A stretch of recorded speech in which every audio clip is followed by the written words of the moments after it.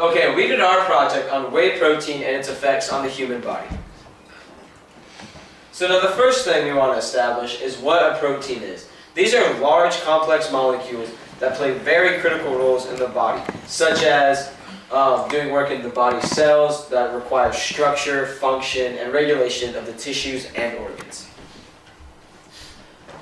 So now, it is made up of amino acids, which basically just attach themselves to form a long chain to form a certain protein. Now, there are about 20 different kinds of amino acids that combine together to form a protein. And as you can see, these are the different kinds of amino acid chains. There are different kinds.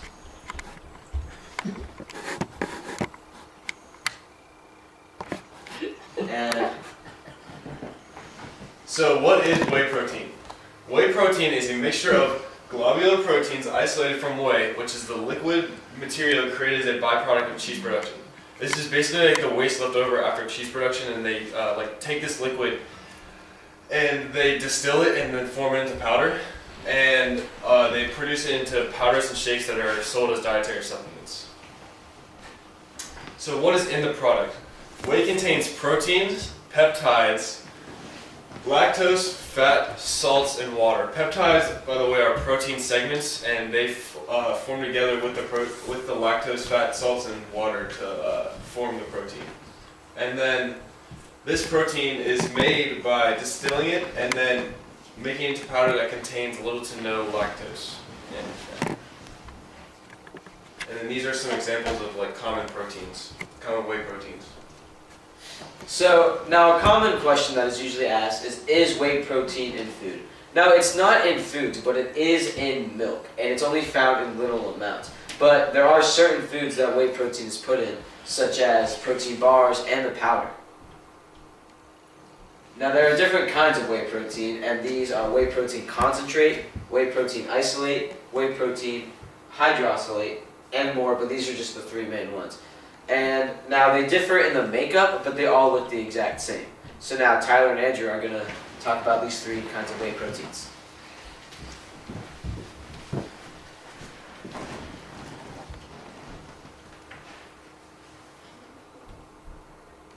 The first protein we're going to talk to you about is whey protein concentrate.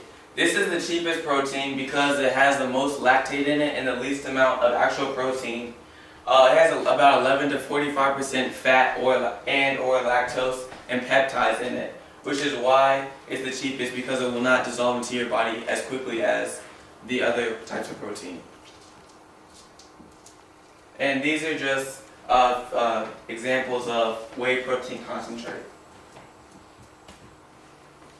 Alright, whey protein isolate is this type of protein. Whey protein consists of 95% protein and 5% of lactose and fat. This protein is more expensive than concentrate and does not have all the beneficial qualities as whey concentrate. These are a couple examples of whey protein isolate. Lastly, we have whey protein hydrolysate, which is the most expensive due to the fact that it is made of 90% protein, only 1% lactose and fat, which means it will dissolve into your body quicker, which means it will get into your bloodstream and start working quicker than the other whey protein isolate will, and concentrate. And this is just a bottle of whey protein hydrolysate. Alright, what makes it whey effective? Whey protein is effective because the body absorbs it faster than any other protein source. And it makes it the most effective for after workouts because the body is recovering and needs protein to build muscle. The best uses of whey protein are to take it 30 to 60 minutes before and after a workout. And also, if you're going to take whey protein alone, then you're basically just looking to build muscle.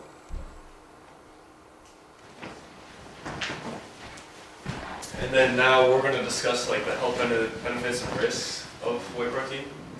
So there's a lot of health benefits that can come from the consumption of whey protein, and some of them are losing weight, anti-cancer properties, lower cholesterol, asthma, especially in kids, and lowering blood pressure, and it reduces the risk of cardiovascular disease. So now there are also many other types of benefits of whey protein, such as increase in muscle mass, which is one of the most common reasons why people start taking whey protein to begin with, an increase in immune system function, increase in power in sports, which is why many athletes take whey protein, increase in glutamine levels, which is basically just a fancy name of saying the body's made water-based antioxidant, and it also helps recover your muscles after training and working out. Now, a lot of questions that come from whey protein are the risks of them, especially from concerned parents. Now, the risks are very minimal, and they consist of nausea, increased bowel movements, thirst, cramps, bloating, and headache. And this only happens in high doses, so just like if you're going to take whey protein, just don't take it in high doses. And some more risks are if a person has a milk allergy or sensitivity, this could result in an allergic reaction, because if you're lactose intolerant and most whey protein contains lactose, then you will have an allergic reaction. And if a person mixes whey protein with other supplements, it could have harmful side effects. Now we're going to talk about chemistry and how it ties into whey protein. So basically, it relates to chemistry a lot. So it helps restore the body's dying cells, obviously, after workouts. And it undergoes chemical reactions in the body that helps the muscles to grow and repair themselves before and after workouts. And there are many elements that make up these proteins, such as the amino acids, which of course are the building blocks of the protein. And there are even compounds that make up the amino acids, including hydrogen, oxygen, carbon, and nitrogen. And now Tyler and Andrew are going to come up and discuss some more about that. Whey protein is made up of amino acids which have all their own separate chemical structures and characteristics. For example, some of the amino acids are polar while others are non-polar. Also, whey protein neutralizes oxyradicals, which allow the muscles to be free and to grow quicker and faster.